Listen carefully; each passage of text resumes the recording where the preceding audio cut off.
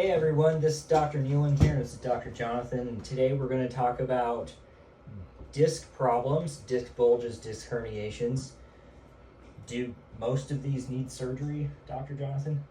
Actually, no. A lot of them do not need surgery, and sometimes a lot of them they can show up on imaging as protrusions or herniations and be very asymptomatic. Meaning that you can have an MRI showing a bulge or a disc herniation, and you don't have pain at all. You probably wouldn't have known it was there if you hadn't gotten unless you'd gotten the MRI, right?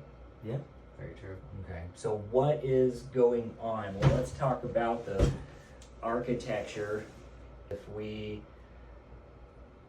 want to be able to move our back and bend our back, then this rod of bones has to be a flexible rod, and it has to be in pieces. Well, we have discs in there so that it can support and provide mobility while it moves. And it also allows nerves to come out through the sides. You can see the spinal cord going all the way down here through the canal. In case you weren't aware, this is the back and this is the front. So what's happening?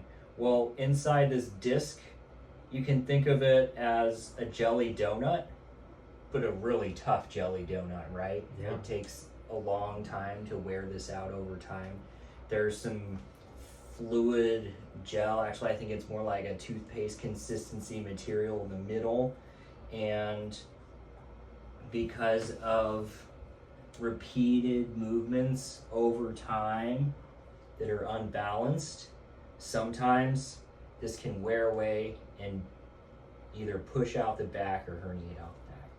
Exactly, and so kind of what Dr. Nealon mentioned, the disc itself, there's two different types of tissues involved in the disc. So like Dr. Nealon mentioned, think of a jelly donut.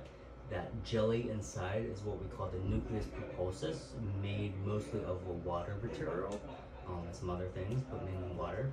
And then the outside, think of like a very tensile onions, how they're very layered when you cut the onion in half, and that's kind of what the annular fibers look like. So a lot of times the annular fibers are the ones really affecting when people are asymptomatic because of that 2/3 of the outer ring are innervated, so that's when you're going to feel some experience sometimes with pain. Right. So we know that we can actually treat this if we have the disc bulging or herniating. I think I read like a 97% success rate, right? It's something really high. It's really high in the 90s. Yeah. We can treat this with one exception. There's one type of disc bulge that we do not touch, and that's called cauda equina syndrome, right? So if you ever have rapidly progressing weakness in the legs with numbness or tingling in the groin or genitals, and you're having difficulty controlling your bowels, or you're having difficulty voiding your bladder, anything like that, that's an emergency surgery situation. So we don't touch those. We will refer you out immediately to a good assessment and examination, which we have seen a few in our office. We have. But it's rare. That doesn't necessarily mean that we don't treat them in-house. We co-manage, so when we refer people out, they come back to us usually and tell us their experience, and then we can still treat when those symptoms aren't currently exacerbated after the surgery. Right? Exactly. Yeah. Right.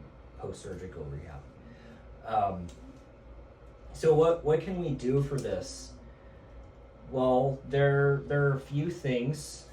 There's a very simple exercise, and to be clear, this requires an evaluation. This isn't just going to describe everybody's experience. Everybody's experience is going to be a little bit different based on your evaluation, how exactly we treat you. You got somebody laying face down, right? This is their back. If I want the disc to move forward again, I can facilitate that by bending back like this, so that the forces push that material back this way. And that's a good way to get these bulges to reduce. in many, not all situations, sometimes we have to do something a little different, but in many situations, this can be something that's done. So it'll look like this. Dr. Nealon's gonna do a full press up. If you guys, those yogis out there, it's gonna look like a cobra at the very end. So he's on his stomach, he's gonna fully extend these elbows. It's easy to do at home. Exactly. And it gives you guys the empowerment to have some tools in your toolbox to remedy your pain. You know, because we love seeing you guys in our office. We want to get you feeling better as fast as possible so you can do things that you love to do in your daily life, but also when you're not in-house and you get flared up, you have also some things that you can help manage your symptoms. And so we recommend about 10 repetitions per set. You know, depending on your symptoms and the severity, we might increase the repetitions and the frequency of them too. now, Dr. Jonathan, would we ever crack this, joint manipulate this? 100% of the time, most likely, yes. Now, there are some yellow red flags that we would, of course, not, but most of the time it is very safe for. Maybe not 100%, but we can.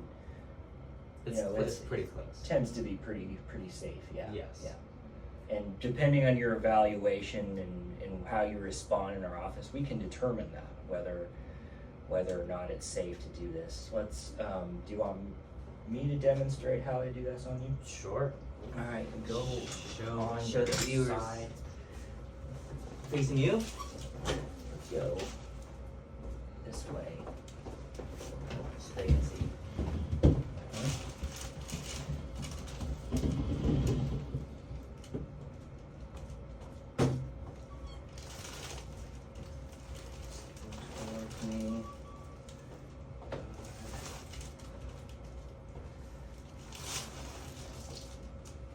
Nothing's going out in and out of alignment here, but there does tend to be some joints that can get stiff or a little jammed with this condition, so freeing up that movement helps facilitate the healing process and restoration of movement. Again, it depends on the exact technique, depends on what we find, but I'm going to do a little motion in that same motion, that extension. Now, how long is it gonna take for this to heal? Well, it varies. Everyone's gonna respond a little differently depending on a number of factors. So, but we can focus on the steps we're gonna do here. We want to first, what we call centralize the pain, abolish the pain.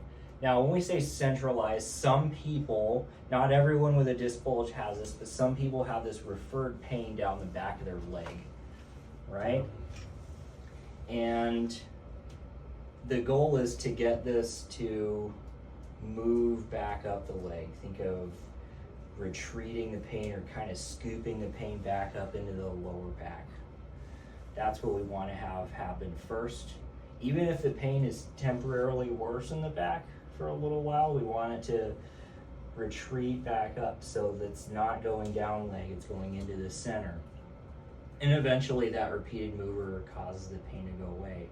But then we want to restore the patient's ability to do the movement that may have aggravated in the first place. So I guess I should back up here. While we're healing, what should we not be doing? So generally, we should not be doing the provocative movements that are eliciting that pain. Usually it's going to be flexion-based movements. Right, so sitting slouched like this, bending over to pick up boxes,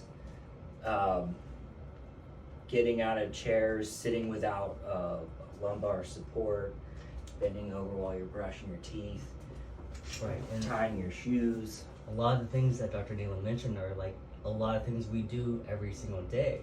So just that repetitive motions can be a wear and tear on our body, and if we're not really strong intrinsically with our core muscles, that's kind of when we can kind of expedite those symptoms to be felt. So really good point there, and also really good point that you made, Dr. Nealon, about how we are bringing the symptoms back to the origin of pain, what we call peripheralized or centralizing. And then you nailed it when like the low back could be a little tender even after we centralize that. But that's not a bad thing. So some people interpret that as like there's something more wrong, but we just have to let our patients know, and you guys, that it's okay as long as this is coming back up to the spine. That's a really good sign that we're on the right track. Yes. And if we can do knee to chest without it affecting our ability to extend, without increasing that pain down the leg or worsening the symptoms, we're ready to start stabilizing. So what kind of things can we do with stabilizing? Should we show them? Yeah. You want me to, or Do you want to go in the rehab area? I think We have to should. show you our rehab area where we have all the toys. So this is our awesome rehab area. We got all our shiny kettlebells and foam rollers and bands and mats. Because true rehabilitation is about being active and getting you back to the things you want to do. So we're going to do some things to help work on the core to make movements more efficient, to prevent the likelihood of this happening in the future. So like squats, dead bugs, pull-off presses. There's some pretty good stuff, and there's some pretty great videos on our YouTube channel. If you're having back pain, it's important to get evaluated by clinicians like us who can help you get on the right path back to activity. And if you like this video, please hit subscribe so we can reach other people who might need to hear this. And stay tuned for the next video in our series. We're going to talk about Facet syndrome. Take care.